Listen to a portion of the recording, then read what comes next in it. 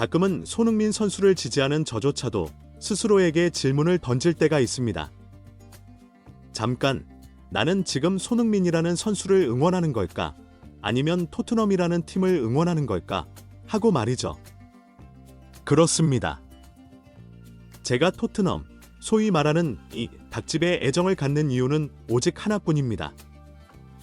바로 손흥민 선수 때문이죠. 대한민국 축구 역사상 최고의 공격수로 발돋움할 잠재력을 보여주었던 손흥민 선수가 2015년 토트넘에 합류했고, 팀이 상위권 경쟁을 펼치면서 그의 가치는 전성기에 무려 8천만 파운드까지 치솟았습니다. 그는 모두의 기대에 화답하며 전 세계를 놀라게 한 푸스카스상을 수상했고, 한 경기에서 4골을 몰아치기도 했으며 시즌마다 해트트릭을 기록하는 괴력을 보여줬습니다. 팀의 절대적인 영웅으로 활약하며 팀을 챔피언스리그 결승이라는 꿈의 무대로 이끌었고, 프리미어리그 득점왕에 올랐으며 이제는 토트넘의 40여 년 만에 유럽 대항전 트로피를 안겨줄 주장 완장까지 찼습니다. 이런 선수이다 보니 저절로 영감이 샘솟아 그를 위한 노래를 만들기도 했던 겁니다. 하지만 지금의 상황을 보십시오. 손흥민 선수의 미래 행보가 안개 속에 빠진 현 시점에서 토트넘 관련 소식들이 쏟아져 나오는데, 과연 이런 소식들이 무슨 가치가 있는가 하는 회의감이 들기도 합니다. 솔직히 말해 손흥민 선수가 토트넘에 계속 머물러야 할 이유 자체가 희미해진 것 같아 마음이 복잡합니다. 이것이 제 솔직한 심경입니다. 손흥민 선수는 다른 정상급 선수들도 쉽게 이루지 못한 업적들을 이뤄냈습니다. 이제는 더 큰 무대로 떠날 명분도 충분해졌는데, 어째서 언론에서는 온통 손흥민 선수의 사우디 리그 이적 가능성만을 앞다투어 보도하고 있는지 답답할 따름입니다. 심지어 공신력 있는 BBC마저 손흥민 선수가 토트넘을 떠나는 것을 권유하는 듯한 뉘앙스의 기사를 내보냈고, 현재도 알 아흘리에 이어 알 힐랄 같은 클럽들이 그에게 관심을 표명하고 있다는 보도가 이어지고 있습니다. 토트넘의 전 스카우트였던 브라이언 킹은 토트넘은 손흥민을 향한 1억 파운드 제안이 온다면 주저없이 수락할 것이라며 이적설에 불을 지폈고, 토트넘 호스퍼 뉴스는 포스테코글루 감독의 다음 차례는 손흥민이 될 수 있다. 최근 그의 이적설은 끊이지 않고 있으며 이 한국인 슈퍼스타는 사우디로 향할 수 있다. 토트넘은 주장을 내어주는 대가로 막대한 이적료를 받아들일 준비가 되어 있다고 전하기도 했습니다. 손흥민 선수에게 약속된 연봉만 2,400억 원에 달한다고 하니? 어휴, 저도 모르게 마른 침을 삼키게 되네요.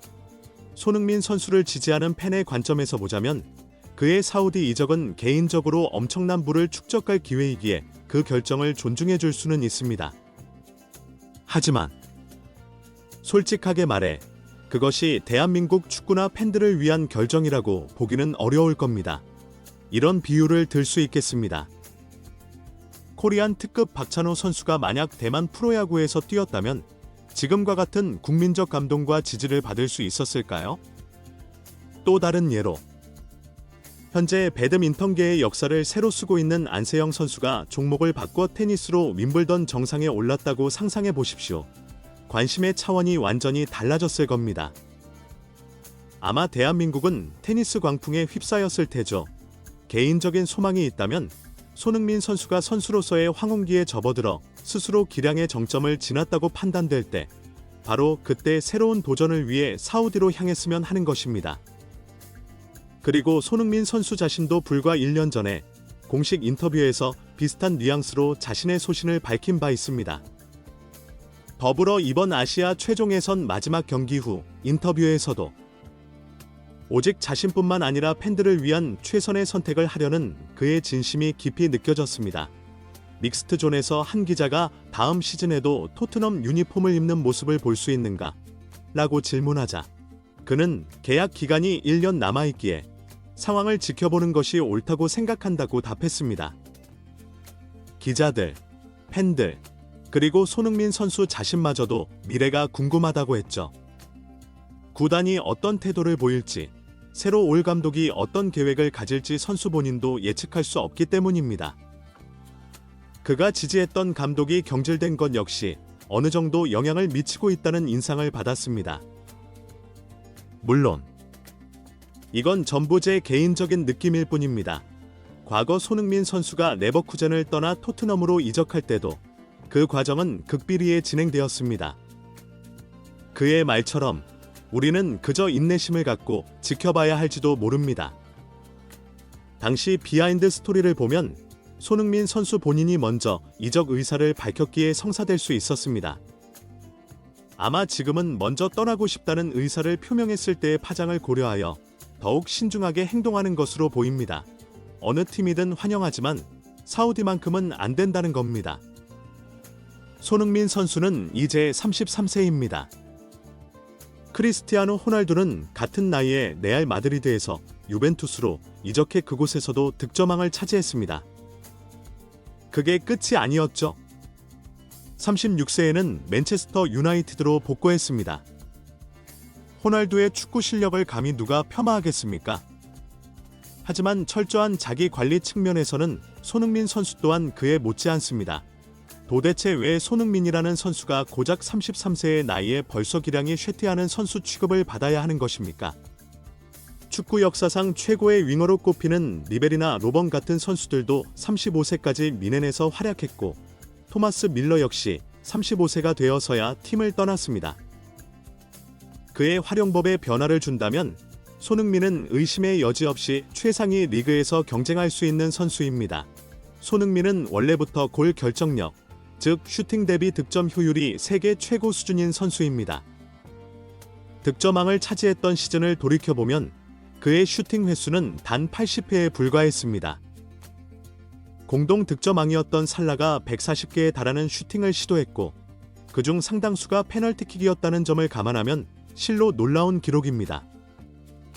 무리뉴 감독이 구축한 역습 전략을 콘테 감독이 이어받아 활용하면서 팀의 주 득점원인 케인이 있었음에도 불구하고 손흥민이 득점왕에 올랐다는 사실을 잊어서는 안 됩니다. 그를 순수한 골 사냥꾼으로 기용하고 그 자신도 살라처럼 득점에 더 집중한다면 엄청난 활약을 펼칠 것입니다. 그의 동갑내기인 이집트의 왕 모하메드 살라는 사우디에 가지 않겠다고 선언했습니다. 포르투갈 대표팀의 핵심 미드필더 브루노 페르난데스 역시 마찬가지입니다. 손흥민 선수가 그곳을 선택해야 할 이유가 대체 무엇입니까? 일단 저는 손흥민 선수가 아직은 사우디로 가지 않을 것이라는 전제하에 이야기하겠습니다.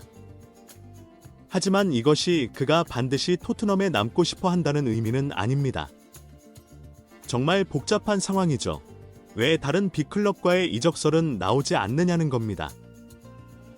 물론 김민재 선수 역시 제가 열렬히 응원하는 선수입니다만 현재 두 선수를 둘러싼 이적설의 양상은 너무나도 대조적입니다. 손흥민은 오직 사우디 링크만 뜨는데 김민재 선수는 처음에는 미넨이 방출할 것이라는 기사가 나오더니 그를 원하는 팀으로 인터밀란, 유벤투스, 첼시, 뉴캐슬, 리버풀 같은 팀들이 거론되었고 와, 이제는 토트넘 이적설까지 나왔습니다. 5년 전 무리뉴 감독 시절에도 토트넘은 김민재 선수 영입을 시도했었죠. 하지만 이해할 수 없는 구단 수뇌부의 반대로 무산되었고 그 후 토트넘은 그가 페네르바체를 거쳐 나폴리에서 세계적인 수비수로 성장하는 모습을 보며 분명 배 아파하고 땅을 치며 후회했을 겁니다. 무리뉴 감독의 커리어는 내비 회장이 망쳤다고 해도 과언이 아닐 겁니다. 어쨌든 이제는 김민재 영입설까지 나온 상황입니다. 영국의 TVR 풋볼은 김민재가 토트넘을 비롯한 다수의 프리미어리그 클럽으로부터 제안을 받은 것으로 확인되었다. 뉴캐슬, 리버풀, 맨시티, 맨유, 첼시, 그리고 토트넘 모두가 이번 여름 김민재 영입이 가능하다는 사실을 인지하고 있다. 고단독 보도했습니다. 토트넘 입장에서는 김민재를 영입한다면 그야말로 대박입니다. 한국 팬들을 다시 한번 강력하게 붙잡아 둘 기회가 생기는 것이죠. 김민재 선수가 바이에른 미넨이라는 세계적인 명문 클럽에서 뛰고 있음에도 관심도는 오히려 나폴리 시절보다 줄어든 느낌입니다. 하지만 프리미어리그에서 뛰는 김민재는 완전히 다를 겁니다. 최소 3년간은 김민재 효과를 톡톡히 볼 수 있겠죠.